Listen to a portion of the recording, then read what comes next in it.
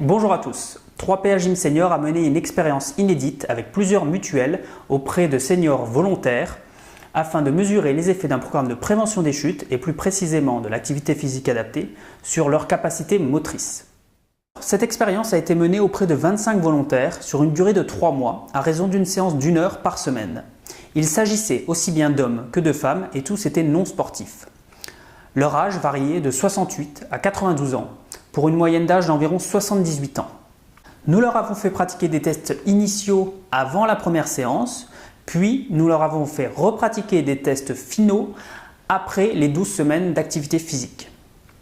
Ces tests étaient réalisés dans les mêmes conditions afin qu'aucun résultat ne soit faussé. L'intérêt de ces tests était de mesurer les qualités physiques telles que la souplesse, l'endurance et la résistance musculaire, l'équilibre, la rapidité d'exécution et la confiance en soi. Alors, le premier test effectué est ce qu'on appelle le Chair Sit and Reach Test. Il permet de mesurer la souplesse des membres inférieurs. Le patient s'assoit au bout d'une chaise, jambes tendues, pieds en flexion dorsale. L'autre jambe est fléchie, pied à plat. Tout en gardant la jambe tendue, le patient se penche doucement en avant, la main se dirigeant vers la pointe du pied fléchi. La mesure de la souplesse se fait à l'aide d'une règle en mesurant l'écart entre le majeur de la main et le haut de la pointe de pied. Les résultats du test sont visibles sur le graphique ci-contre. Donc en orange clair, nous avons les valeurs du test initial et en orange foncé, les valeurs du test final. On remarque que lors du test initial, donc on a des valeurs négatives, c'est-à-dire que les personnes en moyenne n'arrivaient pas à toucher leur orteil, alors que sur le test final, nous avons des valeurs positives à 2,9 pour la droite et 3 cm pour la gauche, c'est-à-dire qu'en moyenne, les gens avaient fait entre 3,5 et 4,6 cm de progrès. Le test à présent s'appelle le Chair Stand Test. Il permet de mesurer la force des membres inférieurs en fonction du nombre maximal de relevés de chaise en 30 secondes. Là encore, les résultats sont intéressants. Après 3 mois d'exercice physique, les patients sont passés d'une moyenne de 10 à 14 répétitions.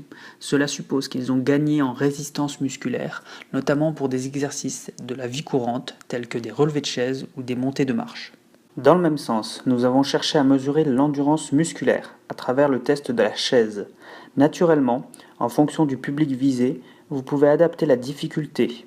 Ici, l'angle bassin-cuisse et l'angle cuisse-jambe est de 135 degrés. Les muscles se contractent de façon isométrique et il est demandé aux patients de tenir le plus longtemps possible dans cette position. On remarque qu'au bout de 12 semaines, les effets sont considérables. On est passé de 30 secondes à 64 secondes. Et maintenant, place à l'équilibre. Le test suivant s'appelle le test unipodal.